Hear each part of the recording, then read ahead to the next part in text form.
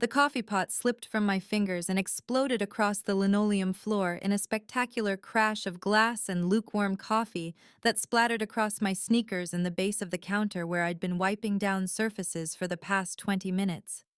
My hands were shaking, actually trembling like I'd had too much caffeine, but I hadn't touched the stuff since my afternoon break 6 hours ago. The reason for my sudden loss of motor control was standing in the doorway of Ruby's diner, backlit by the parking lot's sickly orange sodium lights, rain creating a halo effect around his silhouette that would have been beautiful if everything about this moment didn't feel so utterly wrong.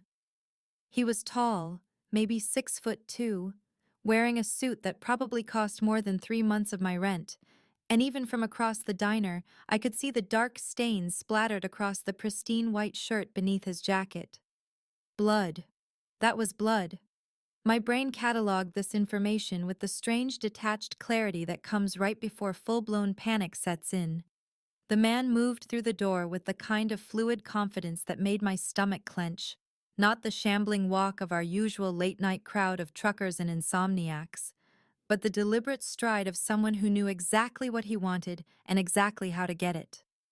His eyes scanned the diner with predatory intensity, passing over Jerry, who had frozen behind the counter with a dish towel in one hand and his mouth hanging open in a way that would have been comical if Jerry's face hadn't drained of all color, passing over the empty booths with their cracked red vinyl seats, and the jukebox in the corner playing some old Patsy Cline song that suddenly felt grotesquely cheerful, until those eyes locked onto me, and I felt the impact like a physical thing. Maya Elizabeth Torres. His voice cut through the diner, through the sound of rain hammering against the floor-to-ceiling windows, through Patsy Cline crooning about falling to pieces, through the sudden thunder of my heartbeat in my ears. Get in the car. Now. Nobody had called me by my full name since my father died 9 years ago.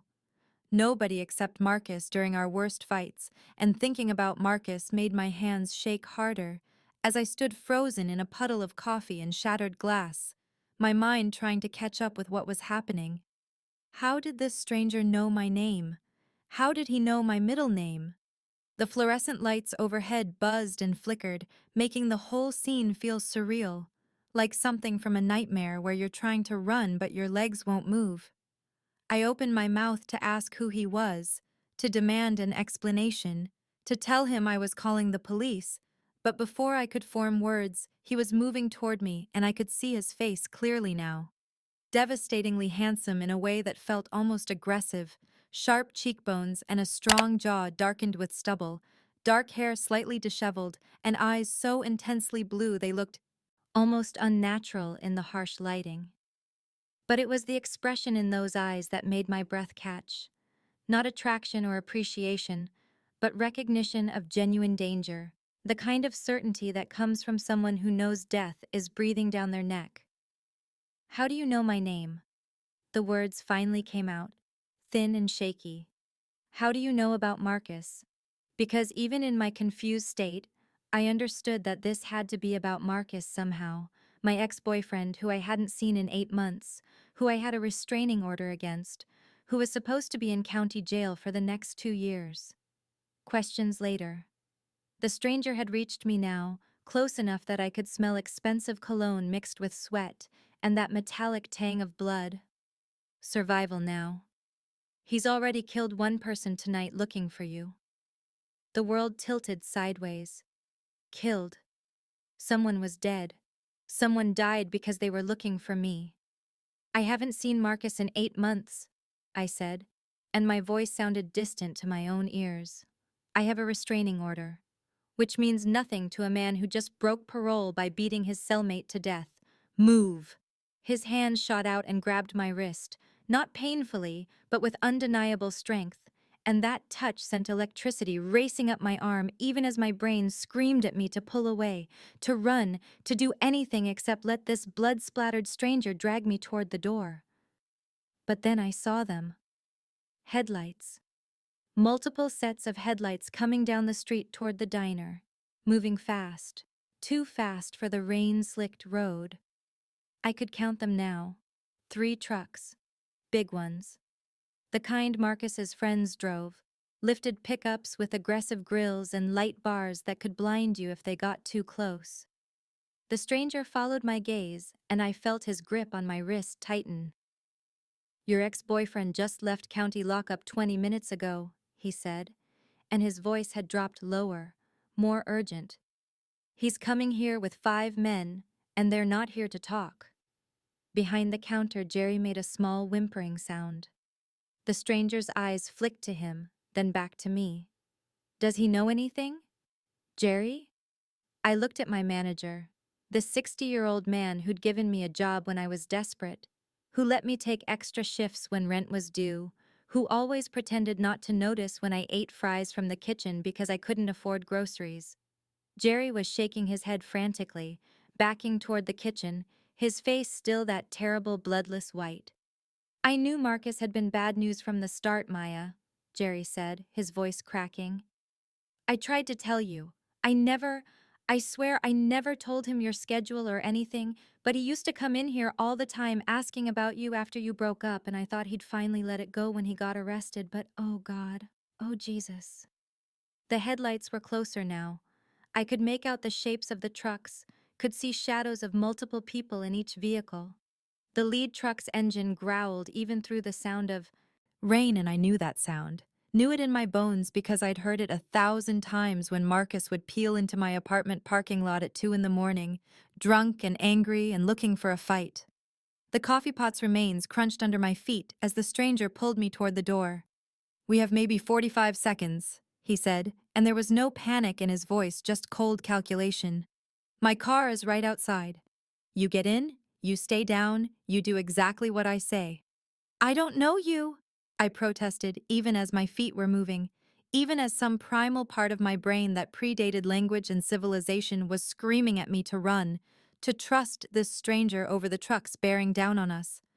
"I don't know your name. I don't know why you're here. I don't know anything except that you show up covered in blood, and now you want me to get in your car, and that's literally how horror movies start." "Dominic. His name is Dominic Kane, and you're going to know everything else soon enough. But right now you need to choose. Come with me and maybe live, or stay here and definitely die." "How is that a choice? It's not." He kicked open the diner door, pulling me out into the rain that immediately soaked through my uniform, the thin polyester that rubies made us wear in that awful shade of pink that washed out my already pale complexion.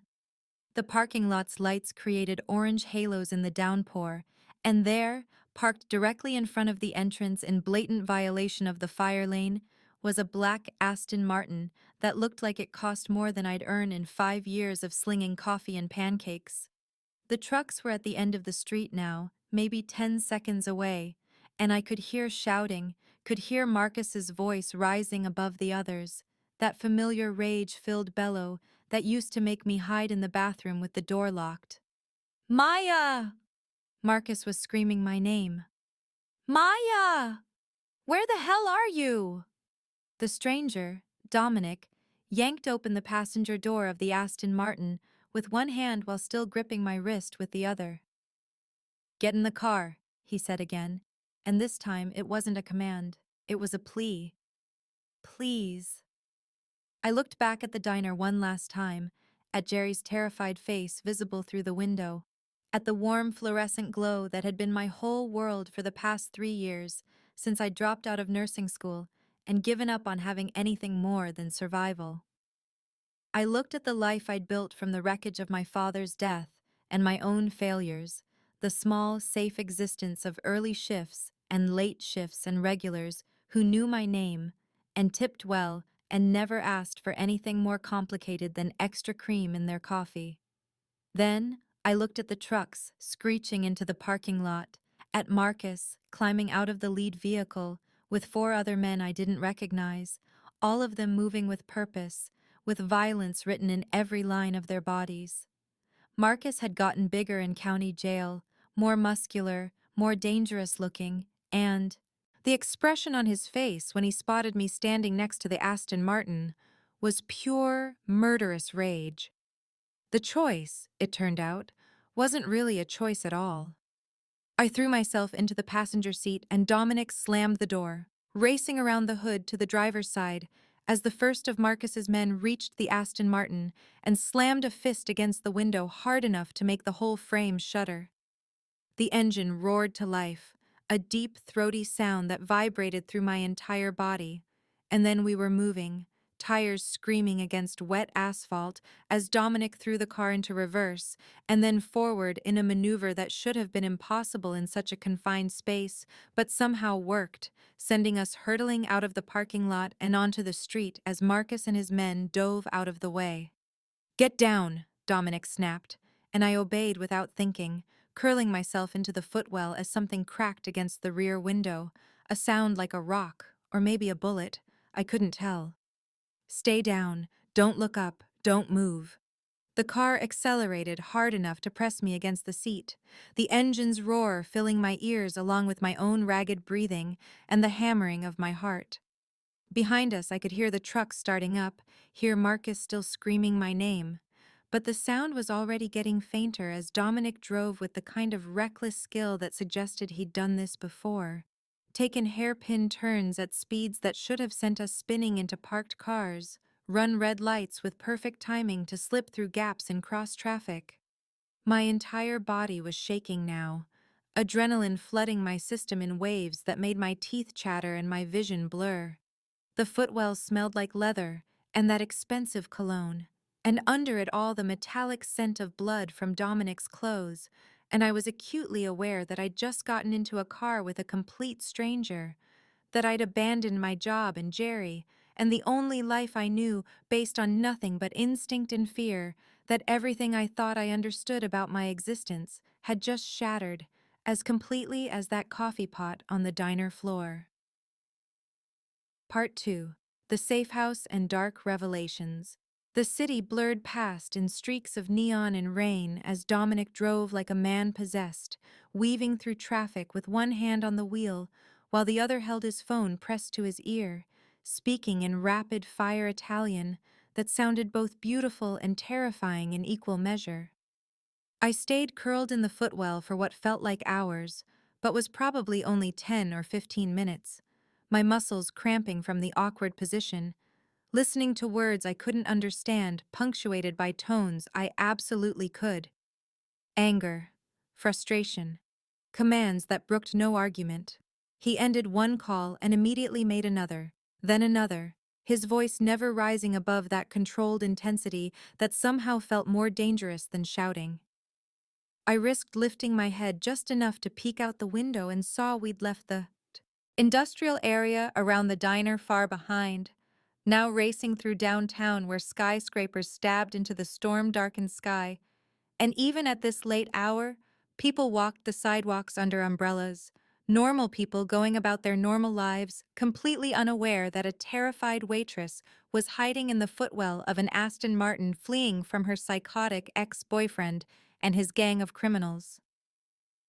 Dominic glanced down at me, his blue eyes catching the passing streetlights. "You can sit up now," he said, ending his latest call. "We lost them 6 blocks back." I unfolded myself from the footwell with all the grace of a newborn giraffe, my legs screaming in protest as I collapsed into the leather seat that probably cost more than my entire bedroom furniture set. My uniform was soaked through, my hair plastered to my face, and I was shaking so hard my teeth were chattering despite the car's heater blasting warm air. "Where are we going?" I managed to ask, wrapping my arms around myself in a futile attempt to stop the trembling. "Somewhere safe." "That's not an answer. It's the only answer you're getting right now." His hands were steady on the wheel, no trace of the urgency from the diner, like we were just out for a pleasant drive instead of running for our lives. I noticed his knuckles then, split and swelling, the kind of damage that comes from hitting something or someone repeatedly. The blood on his shirt wasn't just splatter. There was a lot of it, soaked into the fabric around his shoulder and down his side. "You're hurt," I said, and he shook his head. "Not my blood." That should have terrified me more than it did, but I was running on pure adrenaline and shock, my brain refusing to process the implications of that statement. We pulled into an underground parking garage attached to one of those glass and steel towers that housed luxury condos, starting at prices I couldn't even conceptualize. Dominic swiped a card at the gate, and we descended into pristine concrete levels with numbered spots and vehicles that looked like they belonged in a museum. He parked in a spot marked penthouse and killed the engine, the sudden silence broken only by the tick of cooling metal and my own ragged breathing. "Come on," he said, already out of the car and moving toward a private elevator. I followed because what else was I going to do? My wet sneakers squeaking on the polished floor as we stepped into an elevator with mirrors on three sides that reflected my bedraggled appearance back at me in triplicate. I looked like something dragged from a river, pale and shaking and utterly out of place next to Dominic's blood-stained elegance.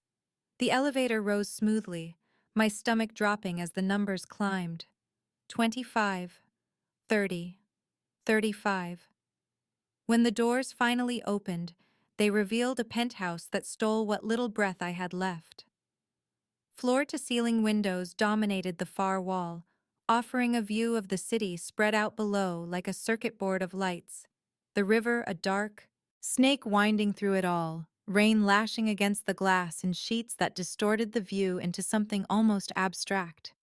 The space itself was all dark wood and leather and brushed steel, masculine and expensive but not ostentatious, everything perfectly placed and perfectly clean except for the casual way a gun sat on the marble kitchen counter, like it was a TV remote someone had set down and forgotten. My brain snagged on that gun, on the wrongness of it, on how normal it seemed to be there. Security monitors lined one wall near the entrance, showing multiple camera angles of the building's exterior, the parking garage, the elevator, even the hallway outside the penthouse door. This wasn't just a home, it was a fortress. Dominic moved through the space with familiar ease, shrugging out of his ruined suit jacket and tossing it over the back of a leather sofa before heading to what looked like a hidden bar cabinet that opened at his touch to reveal bottles of liquor that probably cost more than my car. He poured himself whiskey with those same steady hands, no tremor, no hesitation, the urgency from earlier replaced by calculated calm that was somehow more unnerving. I stood dripping on his hardwood floor, arms wrapped around myself, trying to process what was happening and failing completely. "This is insane," I said, my voice coming out higher than I intended. "I served coffee for 8 hours today. I don't know anything about shipments or crime families or whatever the hell is happening. I know." Dominic took a long drink of his whiskey, watching me over the rim of the glass. "Then why?" I demanded, hysteria creeping into my voice. "Why did you drag me out of the diner? Why is Marcus hunting me? Why are you—" I gestured at him. "At the penthouse, at everything. Why are you involved in any of this?" "Because Marcus convinced the wrong people that you have information." He set his glass down and moved toward me, not threatening but purposeful. "He told the Volkov crime family that you helped him track my movements when you were together. That you wrote down license plates, took photos, kept records. That's a complete lie." My voice cracked and I realized I was crying, hot tears mixing with the rainwater still dripping from my hair. I was trying to figure out if he was cheating on me. Not. I stopped, the words piling up too fast. "Wait, how do you know what Marcus told them? How do you know any of this?" "Because I have someone inside county jail." Dominic's voice was matter-of-fact, like having informants in jail was perfectly normal. "And because I've been watching you for 3 weeks." The floor seemed to tilt under my feet. "You've been what?" "Watching you.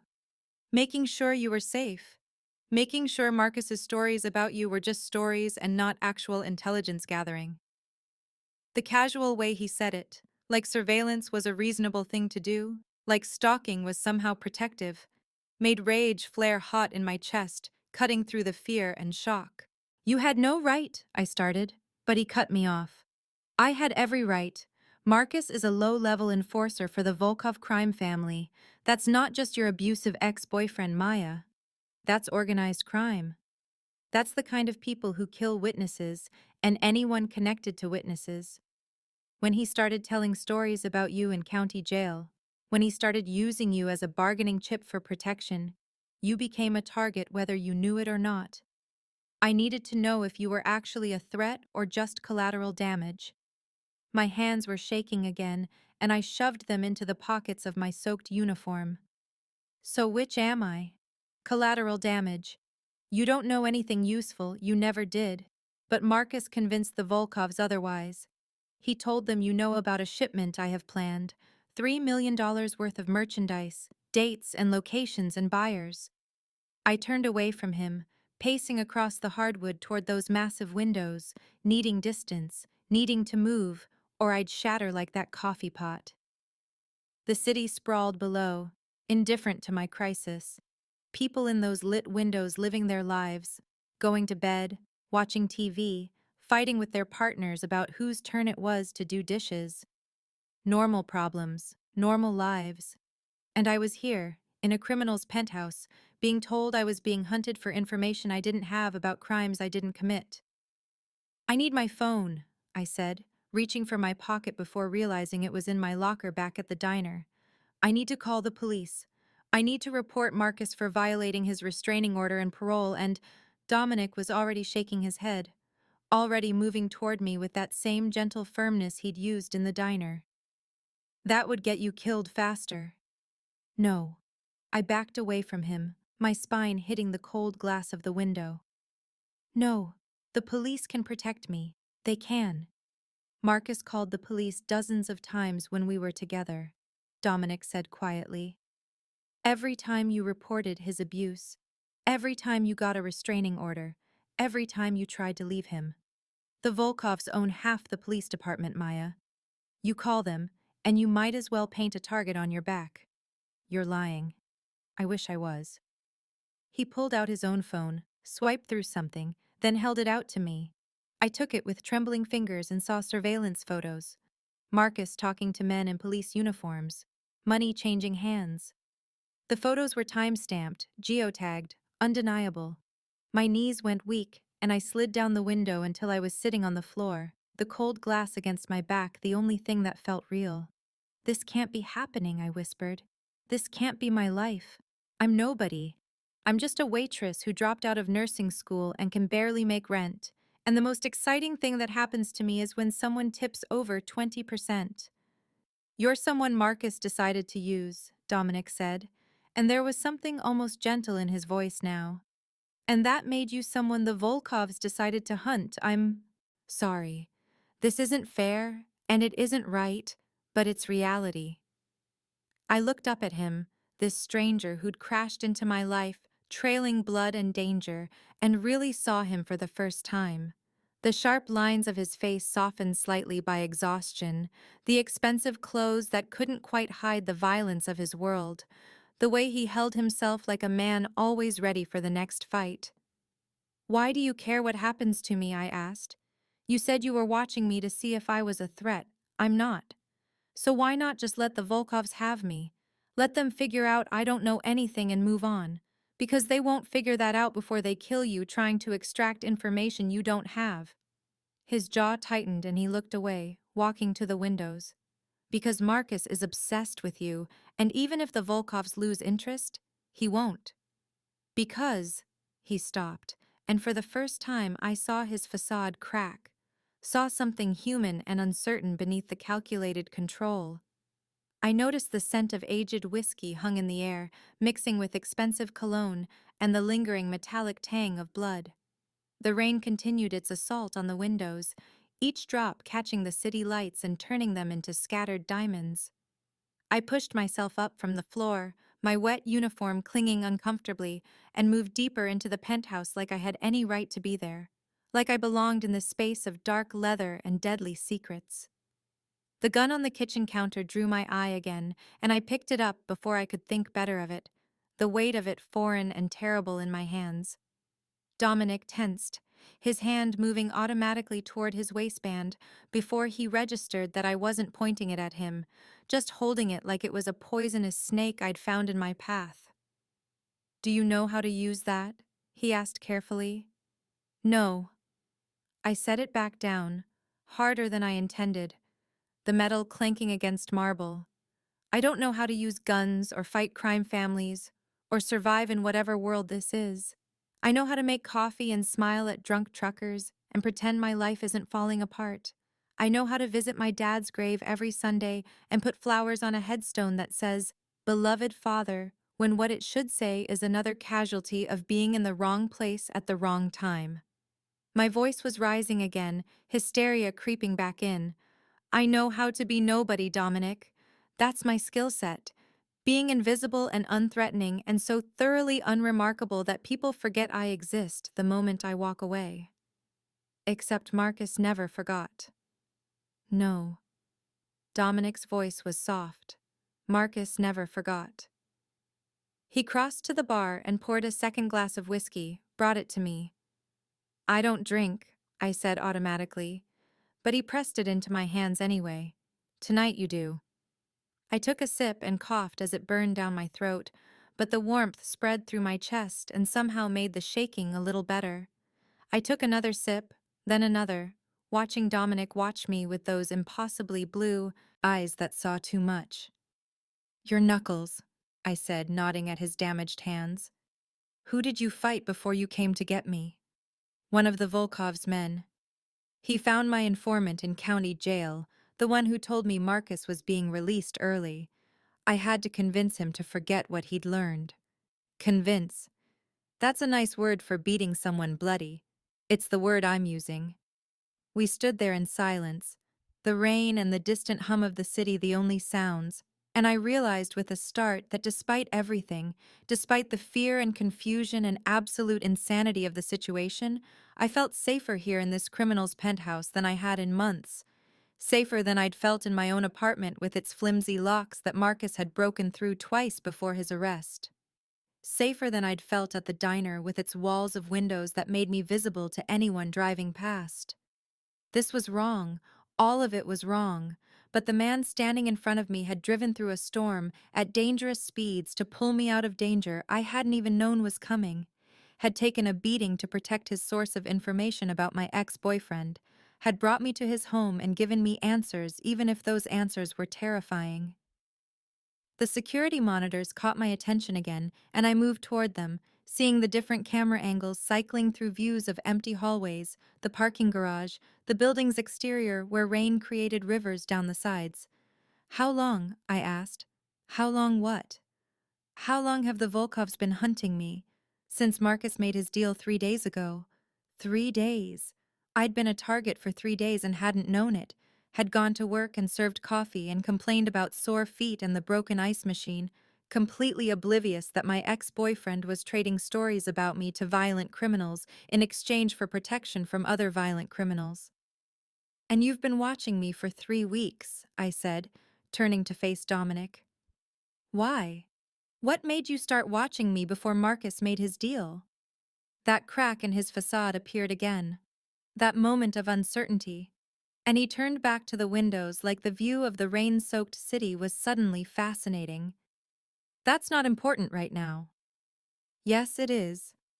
I moved closer, emboldened by whiskey and adrenaline and the surreal nature of the entire night. You don't just watch random people, even criminals don't do that. You had a reason. What was it?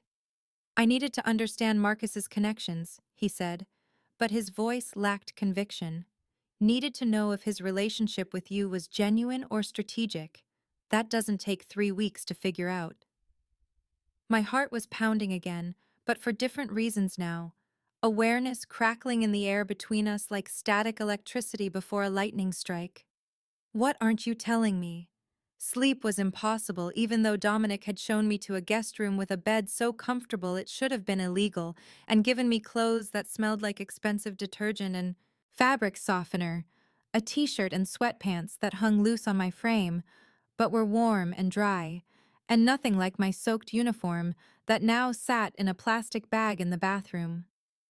I lay there staring at the ceiling for what felt like hours, listening to the silence of the penthouse now that the rain had finally stopped, my mind spinning through everything that had happened in the span of a few hours. My normal life shattered. Marcus hunting me. The Volkovs wanting information I didn't have.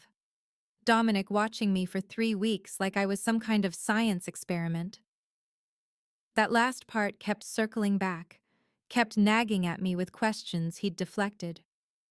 Why watch me specifically? Why for 3 weeks before Marcus made his deal? What had I done or what did I represent that warranted that kind of surveillance? The questions chased themselves around my skull until I couldn't stand it anymore and I got up, padding barefoot across the plush carpet and out into the hallway. The penthouse was dark except for the city lights filtering through those massive windows, painting everything in shades of blue and amber.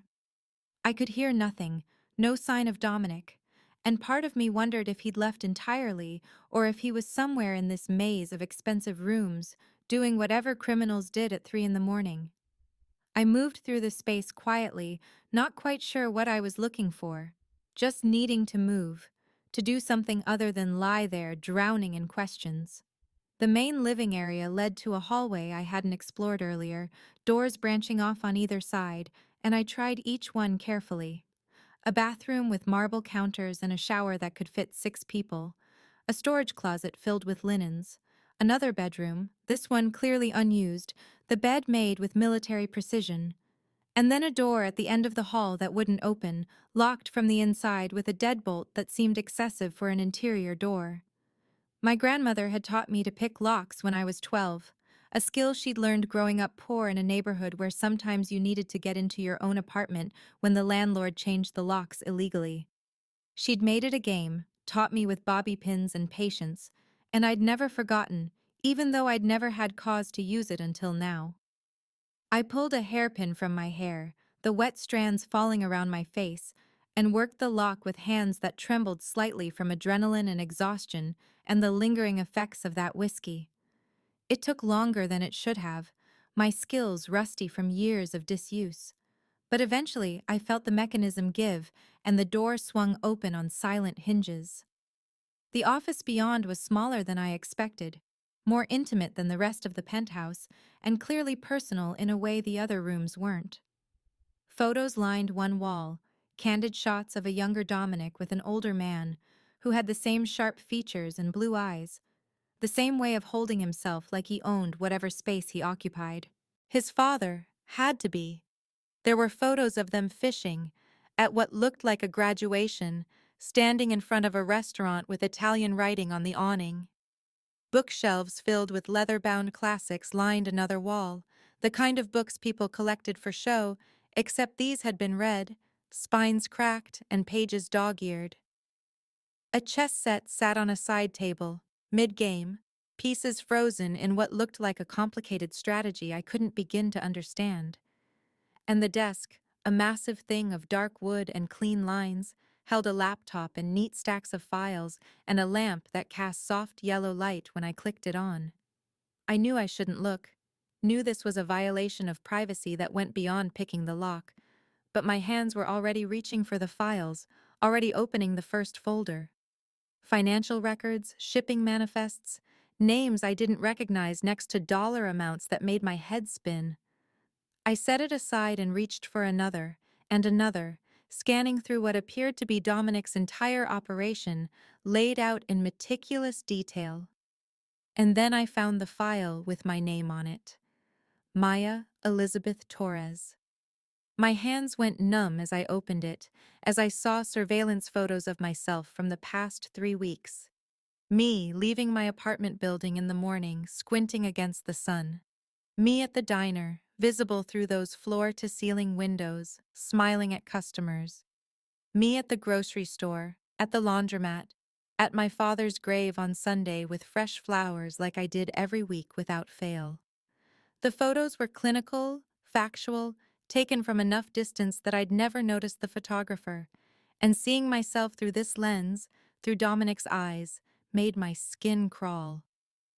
But then, I flipped deeper into the file and the photos changed, went further back, and my breath caught in my throat. 2 years ago. Photos from 2 years ago when I'd still been with Marcus. When I'd still believed I could fix him, or fix myself, or fix whatever was broken between us. And then further back still, Photos from before I'd even met Marcus, from when I was still in nursing school and had dreams bigger than just survival. And then I saw my father's name, Robert Torres. His own file, thick with documents and photos, newspaper clippings about a construction accident that killed him when I was 19, investigation reports that concluded accidental death due to equipment failure, witness statements that all said the same thing: wrong place, wrong time, tragic, but not suspicious. Except there were other documents underneath, documents that told a different story. Crime scene photos that showed things the official report never mentioned. Witness statements that contradicted the official version, statements that had apparently been suppressed or ignored. And a summary, typed in what looked like Dominic's father's handwriting based on the signature at the bottom, that laid out a timeline I'd never known existed. My father had been working a construction job in a neighborhood controlled by the Volkov family. He'd witnessed a murder, a rival gang member beaten to death in an alley behind the site. He'd called it in anonymously, but the Volkovs had security everywhere, had known within hours who'd seen what. Antonio Kane, Dominic's father, had gotten wind of the hit the Volkovs ordered and tried to warn my father, tried to get him into protective custody, or at least out of the city. But he'd arrived at the construction site 20 minutes too late. The equipment failure that killed Robert Torres hadn't been an accident. It had been sabotage, careful and professional, and designed to look exactly like the tragedy everyone believed it to be. I was crying before I realized it, tears streaming down my face in hot tracks that blurred the typed words. 9 years of grief that I'd carefully packaged and processed and learned to live with suddenly ripping open like a wound that had never properly healed. My father hadn't died in an accident. He'd been murdered. Murdered for doing the right thing, for calling in a crime, for being a good person in a world that punished goodness. The file slipped from my numb fingers and scattered across the desk, photos and documents spreading like accusations, and I heard myself making sounds that weren't quite sobs, but weren't quite screams either, raw animal noises of pain and rage that I couldn't contain. I don't know how long I stood there, drowning in it, before I heard the door open and Dominic's voice, quiet and careful. Maya. I spun toward him, toward this man who'd known, who'd had this information and kept it from me, and the rage crystallized into something sharp and deadly. You've been watching me for 3 weeks and didn't think to mention my father was murdered? My voice came out as a shout that probably woke the neighbors, not that this penthouse probably had neighbors close enough to hear. Dominic stood in the doorway, wearing different clothes now, a plain black t-shirt and jeans, his hair damp like he'd showered, and his face was carefully neutral except for his eyes which held something that might have been regret. I was trying to find the right time, he said quietly. There's never a right time for that news. Right time? I grabbed the closest thing to hand, a glass paperweight from the desk, and threw it at him with all the strength I had. He didn't dodge, didn't even flinch, just let it hit his shoulder with a solid thunk before it fell to the carpet. There's no right time to tell someone their father was murdered? No right time to mention that the past 9 years of my life have been built on a lie? He took a step into the room, hands visible and empty, like I was a wild animal he didn't want to spook. You're right. I should have told you immediately, the moment I brought you here. But He stopped, jaw working like he was physically forcing words out. I was a coward. I didn't want to dump that on you on top of everything else happening tonight.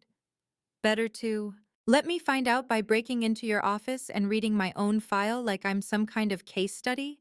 Better than me telling you while you were in shock and terrified and running for your life? Yes.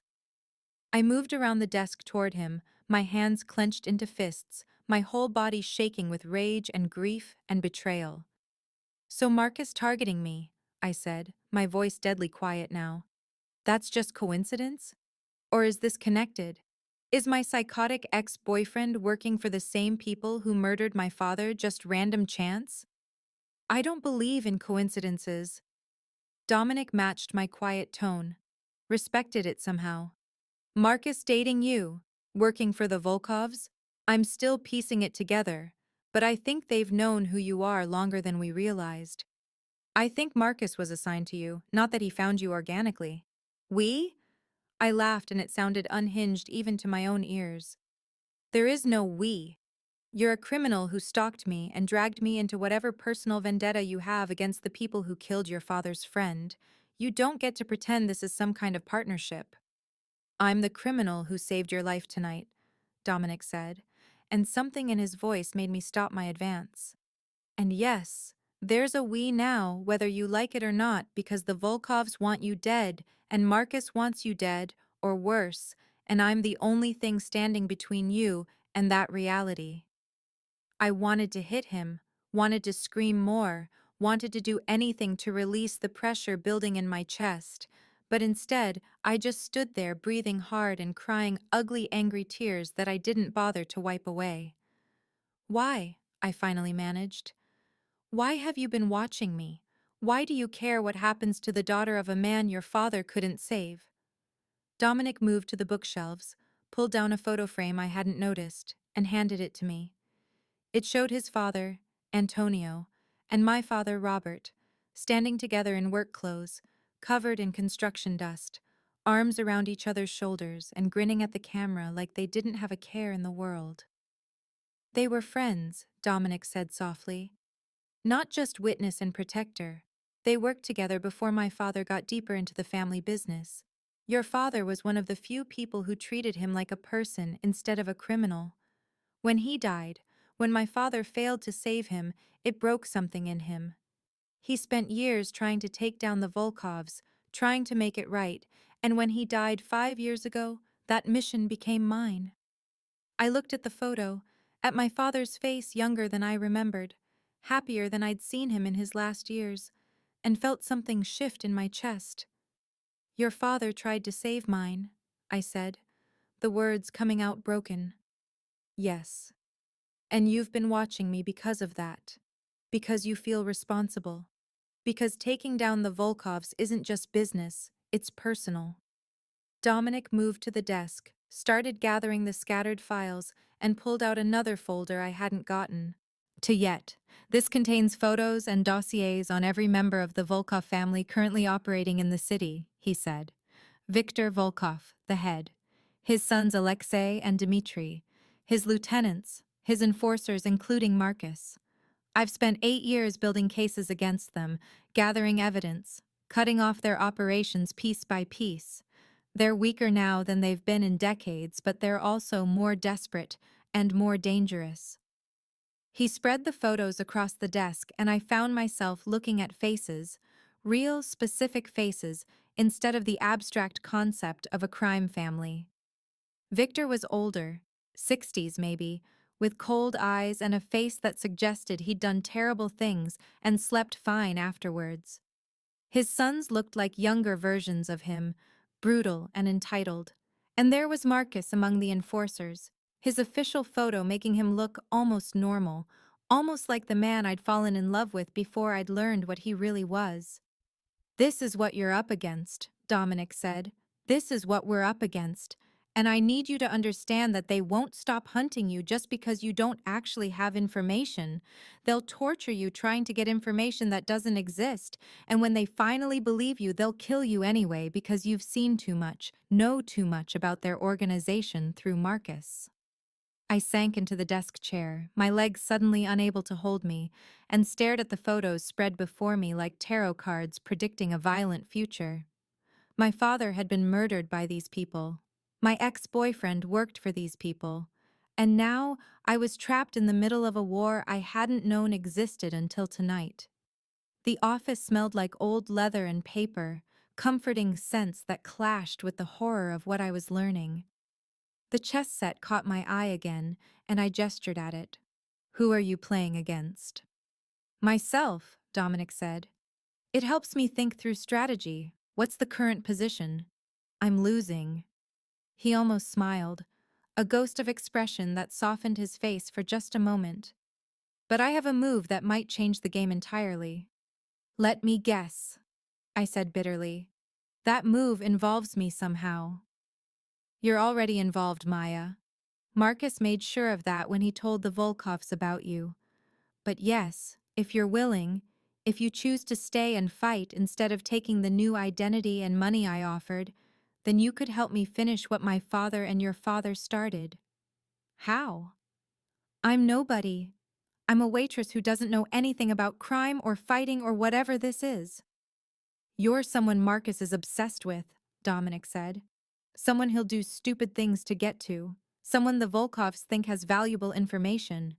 That makes you bait and leverage and potentially the key to drawing them all out into the open where I can end this.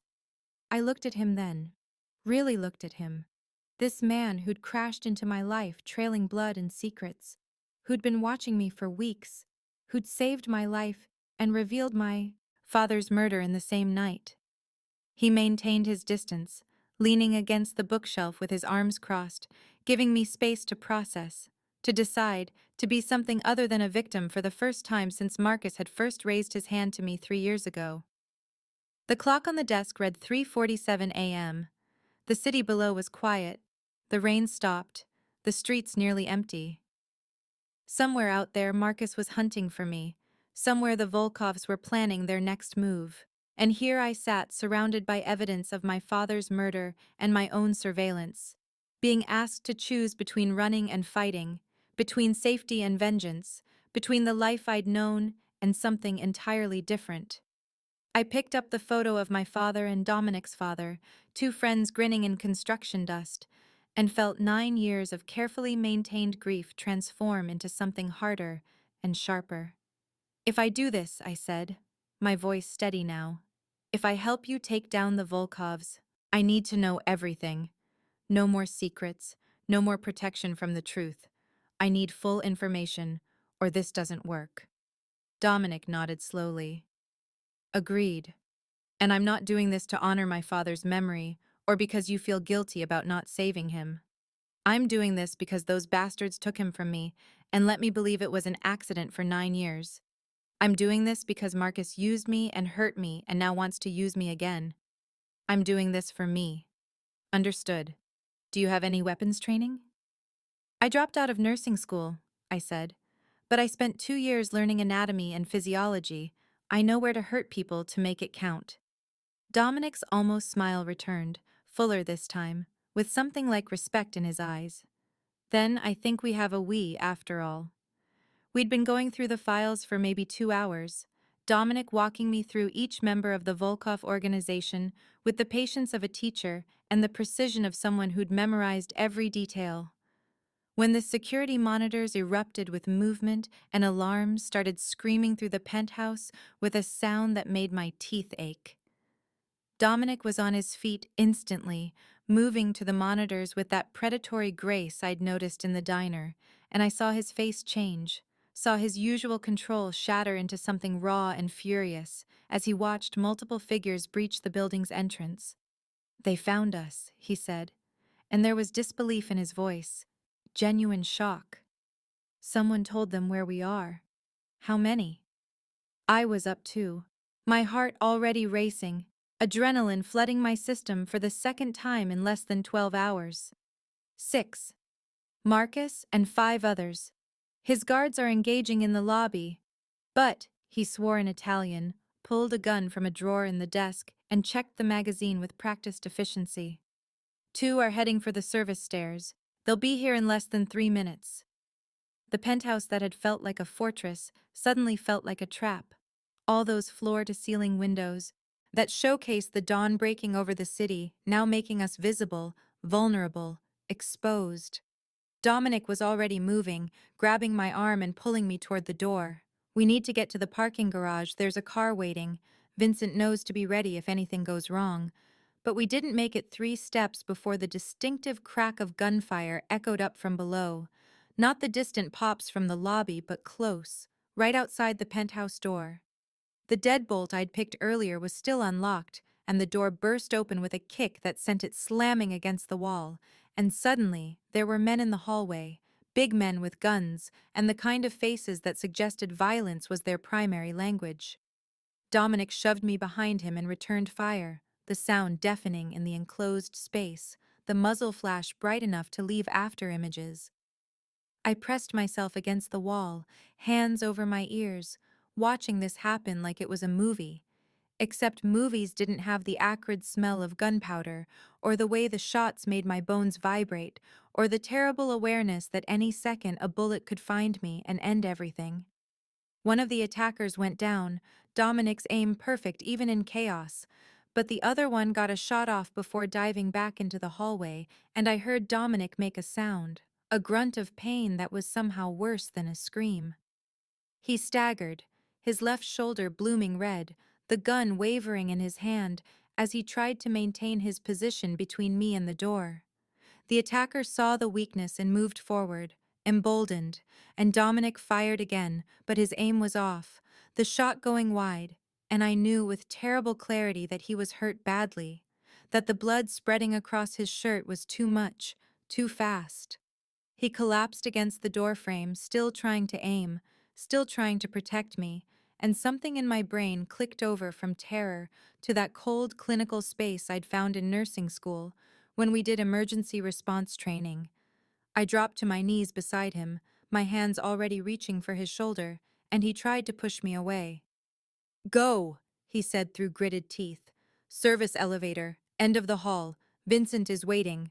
I'm not leaving you to bleed out, you stubborn idiot." My fingers found the wound, entrance in the front of his shoulder, and I felt around his back, relief flooding through me when I found the exit wound. Through and through.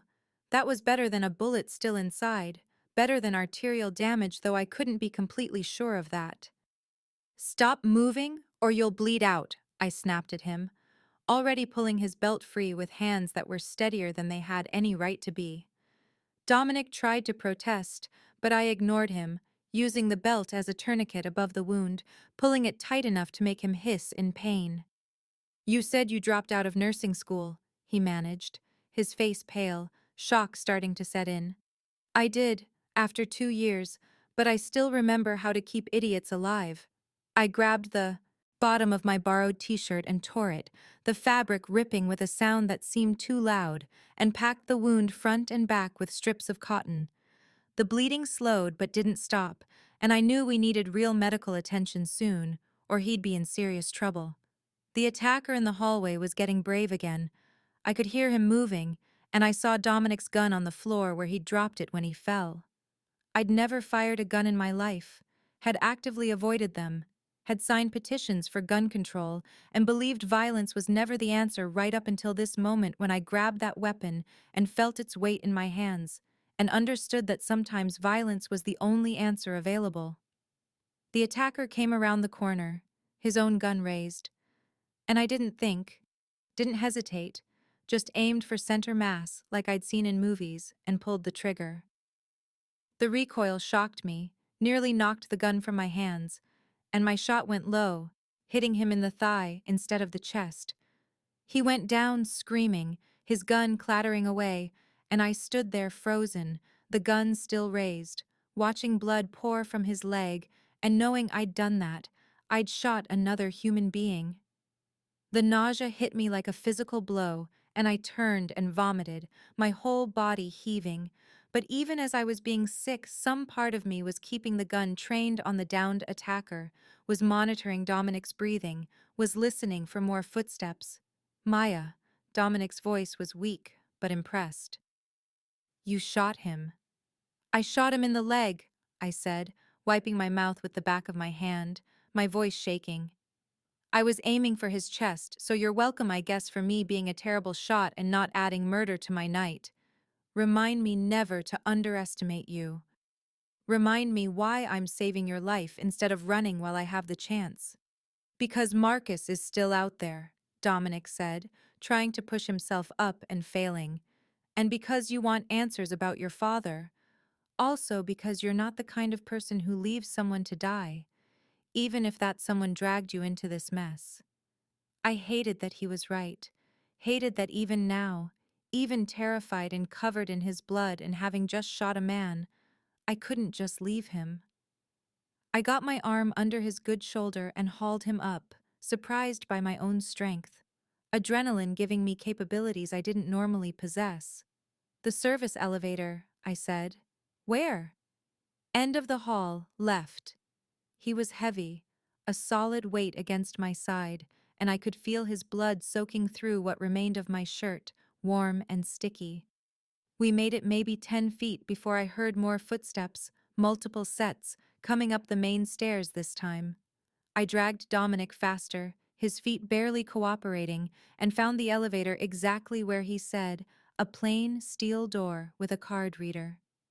His wallet was in his back pocket, and I fumbled it out, found the card, swiped it with trembling fingers. The elevator opened with a cheerful ding that seemed obscene, given the circumstances, and I shoved Dominic inside, jabbing the button for the parking garage. The doors started to close, and I saw men round the corner, saw Marcus at the front of the pack, his face twisted with rage when he spotted me. Maya! He roared, and the sound of my name in his mouth made my skin crawl. You can't run from me. Watch me, I said, and the doors closed on his furious face. The elevator descended in what felt like slow motion, numbers ticking down, and I eased Dominic to the floor, checking his makeshift bandages. The bleeding had slowed to a seep, but his face was gray, his breathing shallow, shock definitely setting in now. Stay with me, I said, patting his cheek maybe harder than necessary. You don't get to die after I just shot someone to save you. That's not how this works. Noted, he mumbled, and I saw him fighting to stay conscious, saw the effort it took. The elevator reached the parking garage and opened onto concrete and fluorescent lights, and a man standing beside a nondescript sedan, weathered and 50s with kind eyes that went wide when he saw us. Vincent, Dominic said, or tried to say, but it came out slurred. Vincent was already moving, helping me get Dominic into the back seat, his hands gentle despite his obvious urgency. Miss Torres, he said, and I was too far gone to wonder how he knew my name. Where are we going? Not a hospital, I said, my nursing school training overriding panic. They'll report a gunshot wound and we'll have police everywhere. I need somewhere with medical supplies, somewhere that won't ask questions. I have a friend, Dr. Sarah Chen. She runs a veterinary clinic in the industrial district. She patches up fighting dogs and looks the other way. I gave him the address, praying Sarah was still at the same location, praying she'd help even though we hadn't spoken in 6 months. Vincent drove with controlled speed, not slow, but not fast enough to attract attention, and I climbed into the back seat with Dominic, keeping pressure on his wound, monitoring his pulse, which was too fast and too thready. His eyes kept trying to close, and I kept making him open them, kept talking to him about anything, everything, the weather and the city passing by, and how he better not die because I had questions and he'd promised me answers. The penthouse that we'd left behind was probably swarming with Marcus and his men by now, that beautiful space with its expensive furniture and security monitors transformed into a war zone. I thought about the files still scattered across the desk in Dominic's office, evidence of years of work against the Volkovs, evidence of my father's murder. I thought about the photos on the wall, Dominic and his father fishing and smiling, normal moments captured before everything went wrong. I thought about the chess game, mid-play, Dominic losing but planning a move that might change everything. The city was waking up around us, early risers heading to work, joggers on the sidewalks, delivery trucks making their rounds.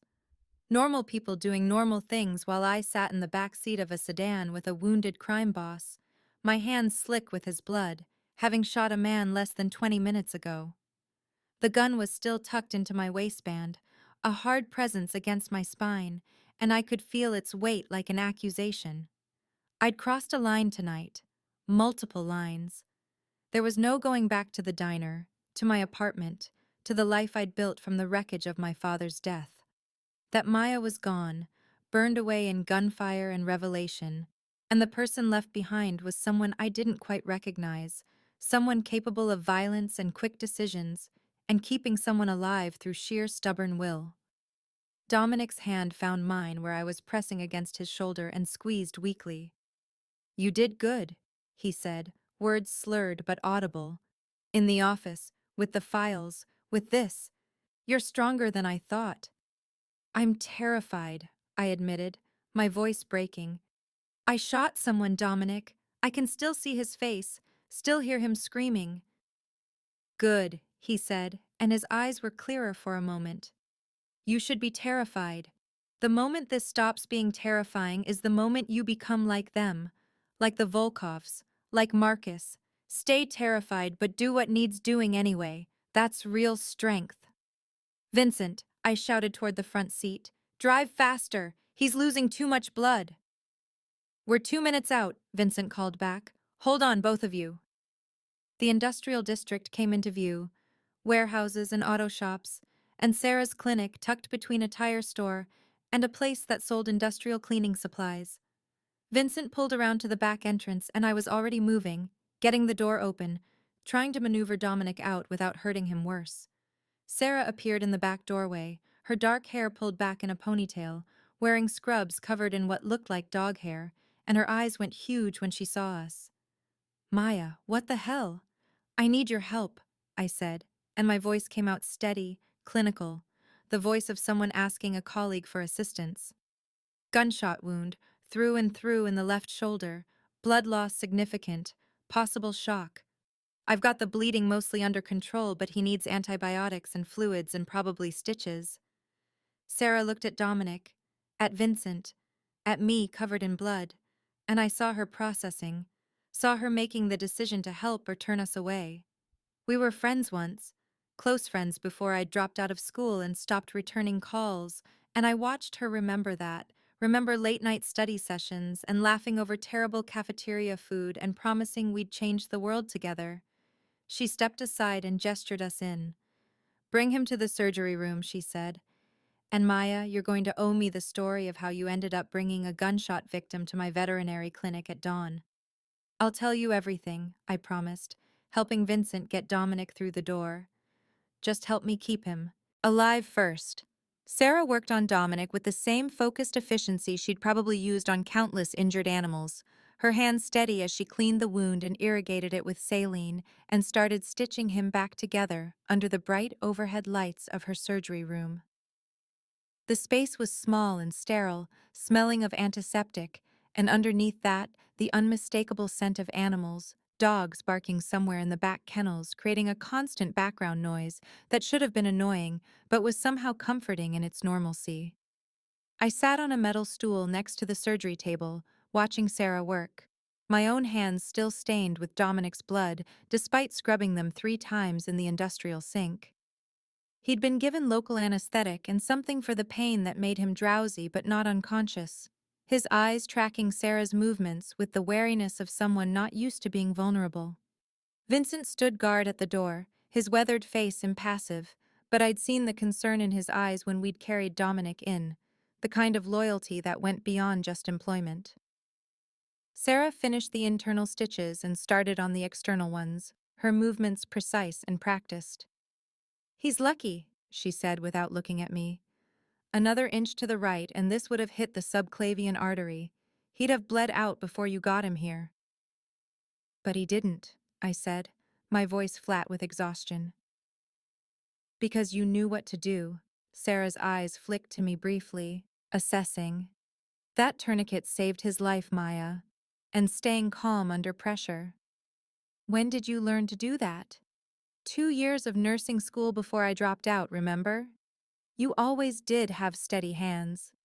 She tied off the last stitch and covered the wound with clean bandages, then set up an IV for fluids and antibiotics. He needs rest and monitoring for the next few hours at least. Infection is the biggest risk now. I'll stay with him, I said immediately, and Sarah's eyebrows rose. This man, whoever he is, he's dangerous, Maya. The kind of dangerous that gets people killed.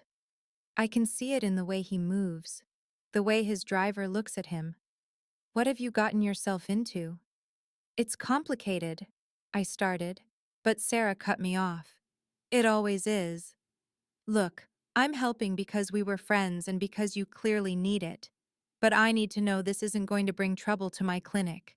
I have animals here that depend on me, clients who trust me. I can't have, she gestured vaguely at Dominic, Whatever this is, destroying what I've built. It won't, Dominic spoke up, his voice rough but clear. I'll make sure of it. You have my word and my gratitude, Dr. Chen. We'll be gone as soon as I can walk. Sarah looked at him for a long moment, and I saw her taking in the expensive clothes despite the blood, the commanding presence even laid out injured on her surgery table, the intelligence in his eyes. She was scared of him, I could see it, but also curious. Just rest, she said finally, and… Maya, my office is down the hall. You should clean up, maybe eat something. You look like you're about to collapse. I didn't want to leave Dominic, but Vincent stepped forward. I'll watch him, miss. You should take care of yourself. The kindness in his voice nearly broke me. That gentle concern from this stranger who'd driven us here without question, who'd helped me carry a wounded man through a back door, who guarded him now with the devotion of family. I nodded and followed Sarah down a narrow hallway lined with cages, past the barking kennels, to her office, which was barely bigger than a closet, but had a small bathroom attached. She handed me clean scrubs and a towel. There's soap and hot water, she said. Take your time. When I finally looked at myself in the mirror, I understood why Sarah had been so insistent. I looked like I'd walked through a war zone, blood streaked across my face and soaked into my borrowed clothes, my hair wild, my eyes too wide and too bright with shock and adrenaline that was starting to wear off. I stripped out of the ruined clothes and stood underwater as hot as I could stand, watching Dominic's blood swirl down the drain and trying not to think about the man I'd shot, about his leg exploding in red, about his screams. The shaking started then. Delayed reaction. My whole body trembling so hard, I had to sit down in the shower and wrap my arms around my knees and just breathe through it. Eventually, the water ran cold and I forced myself up, dried off, pulled on Sarah's scrubs that smelled like detergent and were 2 sizes too big.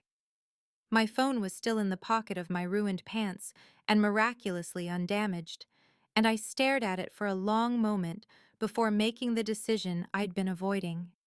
I needed to know if Jenna was okay. Jenna had been my best friend since high school, had been there through my father's death and nursing school and the nightmare of dating Marcus, had helped me move out when I finally left him, had brought me groceries when I couldn't afford them, and never made me feel like charity. She deserved to know I was alive, even if I couldn't tell her where I was or what was happening. I stepped outside the clinic's back entrance into morning light that felt too bright, too normal, the city waking up around me with people heading to work and cars streaming past on the nearby road, everyone going about their ordinary Friday like the world hadn't tilted sideways. I dialed Jenna's number, and she answered on the 3rd ring, her voice thick and wrong. Maya, oh God, Maya, are you okay? I'm okay, I said, relief flooding through me at the sound of her voice. I'm safe. I just needed to hear your voice, to make sure you were… The words died as I registered how she sounded, pain and something else, fear maybe. Jenna, what's wrong? He came here, she said, and started crying. These horrible wet sobs that made my stomach clench. Last night, around midnight, Marcus came here looking for you. He had men with me, Maya, 4 or 5 of them, and they broke down my door and he was so angry, so crazy, demanding to know where you were. No. The word came out as a whisper, horror dawning cold and terrible. Jenna, no. I told him you'd left town, that you'd called me scared and said you were going to stay with your aunt in Colorado, but he didn't believe me. He kept asking, and when I wouldn't change my story, She sobbed harder. He beat you, I finished, my voice dead, guilt crushing my chest so hard I couldn't breathe. He hurt you because of me. I'm in the hospital, Jenna said, trying to sound brave and failing. 3 broken ribs, a concussion, my jaw is fractured. The doctors say I'm lucky he didn't do worse, that if my neighbor hadn't called the police when she heard the screaming, he might have killed me. But Maya, He's obsessed. He kept saying you belonged to him, that he'd find you, that no one could take you away from him. You need to run. You need to get as far from here as possible. I'm so sorry. The words felt pathetically inadequate, tears streaming down my face now, hot and angry. Jenna, I'm so sorry. I never meant for— It's not your fault, she interrupted, her voice firm despite the pain. That psycho is responsible for his own actions, not you. Where are you? Are you safe? I'm safe, I repeated, looking back at the clinic where Dominic lay recovering, where Vincent guarded him, where I'd shot a man to protect him, and I'm going to make sure Marcus never hurts anyone again. I promise you that, Jenna. I promise on my father's grave that I'm going to end this. Maya, don't do anything stupid. Just run. Just disappear. I have to go, I said, my voice steady now, the grief and guilt crystallizing into something harder and colder. I'll call you when this is over. Be safe. Take care of yourself. I love you. I love you too, Jenna whispered, and I ended the call before I could break down completely. I stood there in the morning light, my best friend hospitalized because Marcus was hunting me, and felt something fundamental shift inside my chest. The scared waitress who'd hidden in the footwell of Dominic's car was gone, burned away completely now, replaced by someone capable of rage and violence and cold calculation. Dominic had been watching me through the window, I realized when I turned back toward the clinic. I could see him through the glass, still on the surgery table, but propped up slightly now, his eyes tracking my movement, and I knew from the expression on his face that he'd seen my conversation, had watched my transformation from guilty and crying to something else entirely. I walked back inside, past the barking dogs, down the hallway to the surgery room where Sarah was checking Dominic's vitals and Vincent still stood guard. Sarah took one look at my face and quietly excused herself, pulling Vincent with her despite his protest, giving us privacy. Your friend, Dominic said, and it wasn't a question. In the hospital. Broken ribs, concussion, fractured jaw.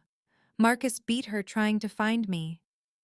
His jaw tightened, muscle jumping beneath the stubble. I'm sorry. Your apologies don't fix her bones, I said, moving to the metal stool beside his table. Your apologies don't undo what Marcus did to her, to me, to my father, to everyone he's touched. But your resources might. Your connections and your vendetta against the Volkovs might actually do something useful. Dominic watched me carefully, and I could see him reassessing, seeing me differently now just as he had when I'd shot the attacker at the penthouse. What are you saying, Maya? I'm saying I want in, all the way in, not as bait, not as leverage, not as the helpless victim you need to protect, as a partner. He was quiet for a long moment, then reached toward the side table where someone had placed his phone. He pulled up something, showed me the screen. A bank account with a balance that made my vision blur. $500,000, he said. I can have this transferred to an account in your name within the hour. Add to that a new identity, documents, passport, everything you need to disappear. Go anywhere in the world, start fresh. Be someone Marcus and the Volkovs can never find. You'd be safe. That's option 1, I said, my voice flat. What's option 2? You stay. You help me destroy Marcus and the Volkovs completely. You use that nursing training and whatever else you've got to become someone they never see coming. It's dangerous. It could get you killed, and there's no guarantee we succeed.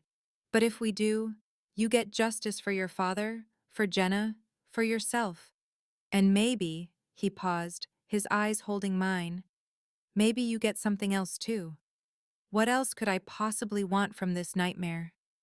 Peace, Dominic said quietly. Real peace, not just running and hiding and looking over your shoulder for the rest of your life wondering if they found you. The kind of peace that comes from ending the threat permanently. I looked at him lying there bandaged and vulnerable, this crime boss who'd been watching me for 2 years, who'd crashed into my life to save it, who'd been shot protecting me. How much of watching me was business? I asked, my voice careful, and how much was something else? You want honesty? Always. He smiled slightly, wincing at the movement. I could have assigned someone else to watch you after I identified you as Robert Torres's daughter. I have people for surveillance, good people who wouldn't have been noticed. I didn't. I wanted to understand the woman who smiled at every customer, even when she was clearly exhausted, who left extra large tips for the busboy, even when I knew you were barely making rent, who visited her father's grave every Sunday, with fresh flowers in all weather. I wanted to know how someone who'd lost so much could still find small kindnesses, could still rebuild. That's creepy and romantic in the most disturbing way possible, I said, but I felt something warm unfurl in my chest despite everything. That's accurate, he agreed. I've been called worse. So what's your choice, Maya? Safety or war? I stood up, paced the small surgery room, aware of Dominic's eyes following me, aware of Vincent outside the door probably listening, aware of Sarah somewhere in her clinic wondering what kind of storm I'd brought to her doorstep. I thought about Jenna in a hospital bed, about my father in his grave, about Marcus's face twisted with rage, about the Volkovs who'd built an empire on violence and corruption. I thought about running, about $500,000 and a new name and a life somewhere far from here where I could waitress in peace or maybe even finish nursing school, where I'd never have to think about gunshots or blood or the weight of a weapon in my hands. And I thought about staying, about using everything I'd learned in the past 12 hours, about becoming someone capable of fighting back instead of just surviving. The choice wasn't really a choice at all. I choose burning their whole operation to the ground, I said, turning back to face Dominic. But I'm not your damsel or your responsibility or your pet project. I'm your partner, or this doesn't work. Equal information, equal say in decisions, equal risk. Dominic's smile widened despite the obvious pain it caused him. Those are bold terms for someone with no experience in this world. I'm a fast learner, I shot back, and I've got motivation you can't buy. Plus, I already proved I can keep you alive and shoot someone when necessary, so I'd say I'm bringing valuable skills to the table. He laughed, actually laughed, then groaned and pressed a hand to his bandaged shoulder. Don't make me laugh, it hurts. But yes, partners, equal footing, though I reserve the right to argue with your decisions if I think they'll get you killed. Same, I said, and held out my hand. He took it, his grip firm despite his weakness, and the touch sent electricity racing up my arm, just like it had in the diner, though this time it meant something different. This wasn't a stranger dragging me to safety. This was a partnership forming, an alliance built on shared enemies and shared loss, and something else neither of us was quite ready to name. The handshake lasted longer than professional, his thumb brushing across my knuckles before he released me, and I saw something in his eyes that made my breath catch. So what happens now? I asked, trying to ignore the flutter in my chest. Now you learn everything, Dominic said. The Volkov organization, their operations, their weaknesses, Marcus's patterns and obsessions, how to fight, how to plan, how to survive. And then we use you exactly the way they expect, as bait, except this time, the trap closes on them instead of us. When do we start? As soon as I can stand without passing out. His eyes were already closing, exhaustion and medication pulling him under. Rest now. We'll need you sharp for what comes next. I watched him drift off, his breathing evening out, and felt the weight of my choice settle over me like a cloak. No going back now, no return to normal life.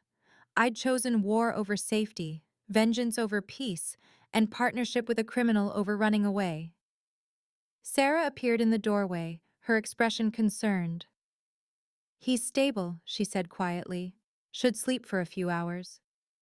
You should too, Maya. You look dead on your feet. I can't, I said. But even as I spoke, I felt the exhaustion crashing over me in waves. Sarah pulled over another stool, set it next to mine. Then at least sit down before you fall down. And Maya, whatever you've decided to do, whatever war you're planning, be careful. That man in there? She nodded at Dominic. He's dangerous, but he looks at you like you matter. That's either going to save you or destroy you. Maybe both, I said, and settled onto the stool to keep watch over the man who'd become my partner in the span of a night. While outside the window, the city continued its ordinary Friday, unaware that somewhere in a veterinary clinic 2 people were planning to burn down an empire. The plan was simple in theory and terrifying in execution, which Dominic explained was the nature of most good plans, as we sat in Sarah's office 3 days after the attack on the penthouse. 3 days of him recovering enough to stand without swaying and me learning everything he could teach me about fighting and weapons and the specific ways the Volkovs operated. Sarah had let us stay despite her obvious discomfort, her clinic becoming our temporary headquarters, while Vincent coordinated with Dominic's remaining loyal men and ran background checks on everyone in the organization trying to identify who'd betrayed our location. The answer had come back yesterday. A lieutenant named Peter who'd been on Dominic's payroll for 6 years, but had family in Russia that the Volkovs threatened, and Dominic's face when he learned the name had been terrible to witness, betrayal cutting deeper than any bullet. Peter was gone now, disappeared, and I didn't ask what that meant because some answers I wasn't ready for yet. The plan was to use me as bait exactly the way Marcus and the Volkovs expected, to draw them out into the open where Dominic's men would be waiting. But the location had been my idea, and Dominic had initially refused before I'd argued him down. Ruby's Diner, where this had all started, where Marcus used to come during our relationship and sit in booth 7, drinking coffee and watching me work with eyes that I'd thought were love, but now understood were possession. It was public enough that Marcus would feel confident, symbolic enough that he wouldn't be able to resist, and it belonged to my old life in a way that would make him think I was trying to return to it, trying to escape Dominic's world. Jerry had agreed to open the diner after hours when I'd called him, his voice shaking with fear but loyal enough to help despite everything, and now it was Friday night again, exactly 1 week since that first night when Dominic had crashed through the door and pulled me into this nightmare. I stood outside the diner in the parking lot, where those orange sodium lights created the same halos they always had, wearing jeans and a plain shirt with a wire taped between my shoulder blades, and tried to steady my breathing. Dominic stood next to his Aston Martin parked in the same illegal spot by the entrance, his arm still in a sling, but his eyes sharp and focused. "You don't have to do this," he said for the 10th time. "We can find another way." "There is no other way," I replied, my hands clenched into fists to stop their shaking. "Marcus won't stop hunting me until he's dead, or I am, and the Volkovs won't stop until they get what they think I know. This ends tonight." His good hand caught my wrist, gentle but insistent, pulling me close enough that I could smell his cologne and see the worry in his blue eyes. "If anything goes wrong, if he hurts you before we can intervene, I'll never forgive myself." "Then don't let anything go wrong," I said, trying for confidence I didn't feel. "You've got men on every roof, in every building with a sight line to this diner. Vincent is in the kitchen with Jerry. Your FBI contact has agents ready to move in when the Volkovs show. We've planned this down to the second. Plans fall apart the moment they meet reality," Dominic said, but he released my wrist. "Just remember everything I taught you. The pressure points, the escape moves, how to break a hold. And remember that you're stronger than he ever gave you credit for." I nodded and turned toward the diner before I could lose my nerve, walking through that door and hearing the familiar chime that had marked the beginning and end of so many shifts. The space looked different and exactly the same, the red vinyl booths showing their age in the harsh fluorescent light, the jukebox silent and somehow ominous in its stillness. The smell of burnt coffee and old grease that had once been comforting, now making my stomach turn. Jerry was visible through the kitchen window, his face pale but determined, and I knew Vincent was back there with him, armed and ready. I slid into booth 7, the same booth where Marcus used to sit, and waited. My phone buzzed with a text from a number I didn't recognize but knew was Dominic using a burner. "He's 2 minutes out. 3 vehicles. Stay calm." I typed back a simple thumbs up and set the phone face down on the table, my hands trembling despite every attempt at control. The wire between my shoulder blades felt too obvious, too bulky, and I was certain Marcus would spot it the moment he saw me. Headlights swept across the parking lot and my heart hammered against my ribs hard enough to hurt. 3 trucks, just like that first night, pulling up with aggressive precision. I watched through the floor-to-ceiling windows as men climbed out, 5 of them plus Marcus, and recognized some of them from the photos Dominic had shown me. Volkov enforcers, not just Marcus's friends but actual organized criminals with rap sheets and kill counts. Marcus was the last out of the lead truck, moving with theatrical confidence, wearing clothes that were too expensive for someone who'd been in county jail a week ago, obviously supplied by the Volkovs. His face when he spotted me through the window was triumph and hunger and madness all mixed together. The door chimed and they entered, Marcus in front, his men fanning out to cover exits and sightlines with professional efficiency that terrified me more than anything else. These weren't amateurs, these were trained killers, and suddenly the plan felt impossibly fragile. "Maya," Marcus said my name like a prayer and a curse. "I've been looking everywhere for you." I stayed seated, kept my voice level, even though every instinct screamed at me to run. "You found me. Sit down, Marcus. We need to talk." "You think you're in control here?" He laughed, high and manic, but moved toward the booth. "You think because you've been playing house with Dominic Kane for a week that you're somehow different? You're still mine, Maya. You'll always be mine." "I was never yours," I said quietly. "I was your victim." "There's a difference." One of his men moved closer, a big guy with a scar across his jaw, and I recognized him from the penthouse attack, recognized him as someone who'd shot at us. Marcus waved him back and slid into the booth across from me, close enough that I could smell the cologne he'd always worn, the scent that used to make me feel safe before I learned what he really was. "You think you're better than me now," he said, reaching across the table to touch my face. I jerked back instinctively, and his expression darkened. "Running with Dominic Kane, playing at being a criminal, shooting my men. Yeah, I heard about that. You shot Tommy in the leg at the penthouse. Never thought you had it in you." "He was using you," Marcus continued, his voice taking on that reasonable tone he'd used during our relationship right before the violence started. "Dominic Kane was using you to get to me, to get information about the Volkovs. You're just a pawn to him."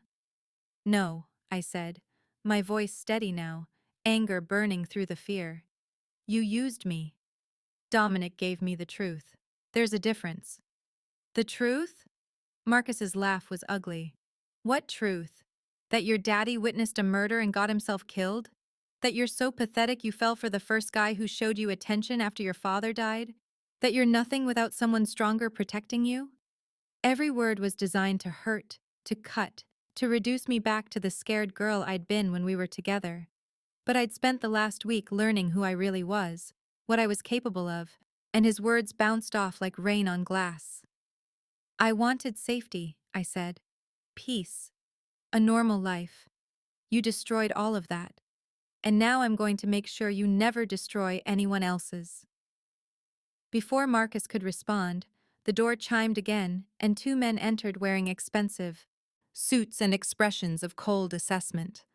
Volkov representatives had to be here to ensure the exchange went according to their plan.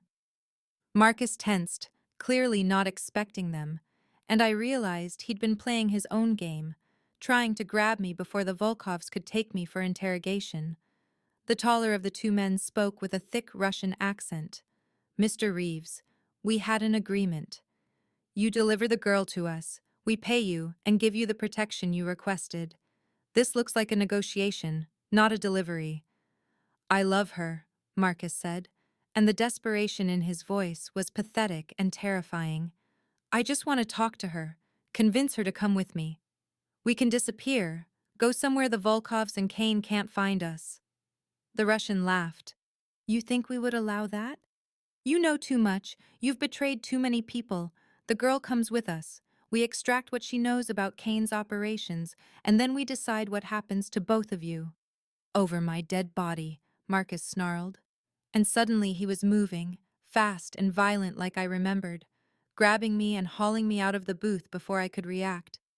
I felt cold steel against my throat, a knife that had appeared from nowhere, and Marcus dragged me backward toward the kitchen, using me as a shield against the Volkov's men who'd pulled guns. "Everyone freeze!" Marcus screamed, and I felt his breath hot against my ear, felt his arm across my chest crushing the air from my lungs. "I've got nothing to lose here. You want her alive? You back off." The diner had transformed into a standoff. The Volkov's men with weapons drawn, Marcus's men uncertain who to aim at, Jerry visible in the kitchen window, looking like he might pass out. And then the door chimed one more time, and Dominic walked in unarmed, his hands visible and empty, still wearing the sling on his injured arm, but moving with absolute confidence. "Let her go, Marcus," Dominic said, his voice calm and reasonable. "Your problem is with the Volkovs, not her. I can get you out of the country, new identity, money, everything you need to start over. Just let her go." "You'd give all that up for a waitress." Marcus's grip tightened on me, the knife pressing harder against my throat. "For this nobody who served you coffee and smiled pretty." "I'd give up everything for her," Dominic said, and his eyes met mine across the diner. And I saw the truth of it there, saw something that went beyond partnership or strategy into territory we hadn't named yet. "She matters more than the Volkovs, more than my vendetta, more than any of this." "Trade then," Marcus said. "You for her. You walk over here unarmed and I'll let her go." Dominic started forward without hesitation, and panic clawed at my throat because I knew Marcus was lying, knew he'd kill us both the moment he had the chance. This was the moment, the split second when the plan either worked or failed catastrophically, and I felt time slow down as Dominic took another step and Marcus's attention shifted slightly to track his movement. I remembered everything Dominic had taught me over the past week. The hours spent in Sarah's back room learning pressure points and leverage, and how to turn an opponent's strength against them. Marcus was bigger and stronger, but he was also predictable, his grip following the same pattern it always had. Right hand with the knife, left arm across my chest, stance slightly off balance because he was favoring his right side. I drove my elbow back and down into his solar plexus, exactly where Dominic had shown me, the impact forcing air from his lungs and making his grip loosen just enough. I grabbed his knife hand, twisted my body using his own momentum against him the way I'd practiced 100 times, and broke free in a move that was part training and part pure survival instinct. The gunshot was impossibly loud in the confined space, echoing off the walls and the floor-to-ceiling windows, and I saw Marcus's expression change from triumph to shock as blood bloomed across his chest. Vincent stood in the kitchen doorway, his weapon still raised, his weathered face grim. Marcus fell, the knife clattering from his hand, and I stumbled backward right into Dominic's arms. He caught me with his good arm, pulled me against his chest, and I felt his heart hammering as fast as mine. The Volkov's men reacted instantly, but they were too late. The diner's doors and windows suddenly full of FBI agents in tactical gear shouting commands and demanding weapons down. Dominic's trap had worked, his months of building a RICO case with federal prosecutors coming together in this moment, the Volkov's representatives and Marcus's men all caught in one net. I watched it happen from the safety of Dominic's embrace, watched the Russians go down in a tackle of federal agents, watched Marcus's men surrender or try to run only to find exits blocked, watched Marcus himself lying on the floor, bleeding out onto the same linoleum where I'd dropped that coffee pot a week ago. I should have felt something, grief or horror or guilt, but all I felt was exhaustion and relief, and the grim satisfaction of knowing he'd never hurt anyone again. Dominic guided me outside as the FBI swarmed the diner, as ambulances arrived and crime scene tape went up, and Jerry gave his statement with Vincent standing protectively nearby. The parking lot was chaos, red and blue lights painting everything in strobing colors, rain starting to fall in a repeat of that first night, washing blood from the asphalt where one of Marcus's men had been taken down trying to flee. The Aston Martin sat exactly where Dominic had parked it, and we moved toward it like sleepwalkers, the adrenaline draining away and leaving us hollow. Behind us, Ruby's Diner's neon sign flickered, the R barely hanging on, casting pink light across the wet pavement. "You can still have that normal life," Dominic said quietly, his good arms still around my waist like he couldn't quite let go. I meant what I said about the money and new identity. "You're free now, Maya, truly free. The Volkovs are finished, Marcus is dead, the FBI has everything they need. You could walk away from all of this." "Normal is overrated," I said, turning to face him fully, rain plastering my hair to my face and soaking through my clothes. "I'd rather have truth, and apparently I'd rather have you." "This life isn't easy," he started, his expression serious. "There will be more danger, more complications. The FBI cooperation doesn't mean I'm suddenly legitimate. It just means, shut up and kiss me before I change my mind," I interrupted, and pulled him down with my hand fisted in his shirt. The kiss was everything the past week had been building toward, desperate and relieved and real in a way that nothing else had been. He kissed me like I was precious and dangerous in equal measure, like I was the thing he'd been watching for 2 years finally within reach. And I kissed him back, like he was the answer to questions I hadn't known I was asking. When we finally broke apart, both breathing hard, the rain had intensified to a downpour that hammered against the Aston Martin's roof and ran in rivers across the parking lot. FBI agents were still processing the scene, loading the Volkov's representatives into vehicles, wheeling Marcus's body out on a stretcher covered with a sheet. My old life was ending right there in that diner, the place where I'd served coffee and smiled at customers and pretended I was fine, and my new life was standing in front of me, soaked and injured, and offering me a partnership that went beyond just taking down criminals. "So what happens now?" I asked, my hands still gripping his shirt. "Now we figure out what comes next," Dominic said, brushing wet hair from my face with gentle fingers. "The FBI will need statements. There's cleanup from the penthouse attack. We need to rebuild the organization without the betrayers. And you need to decide what role you want in all of it." "I already decided," I reminded him. "Partners, remember? Equal footing." He smiled, real and warm despite everything. "Partners," he agreed. "Though I reserve the right to worry about you constantly and argue when you want to do something unnecessarily dangerous." "Same," I said, and kissed him again because I could. Because we'd survived. Because choosing him and this complicated, dangerous life felt more right than any decision I'd made since my father died. The rain continued to fall, washing away blood and violence, and somewhere behind us, Jerry was probably wondering what the hell had happened to his quiet diner, and Jenna was in a hospital bed healing from Marcus's attack, and Sarah was at her clinic probably regretting ever helping us. But here in this parking lot where it had all started, where Dominic had pulled me into his car in his world a week ago, we stood together and planned a future that would never be normal, but might be something better. Vincent appeared at our side, his weathered face showing rare emotion as he looked at us both. "The FBI wants statements whenever you're ready," he said. "And boss, I got confirmation that the last of the Volkov leadership was picked up at their restaurant an hour ago. It's over." "Is it?" I asked, looking between them. Because in my experience, things are never really over, just paused until the next crisis. Dominic's laugh was low and genuine.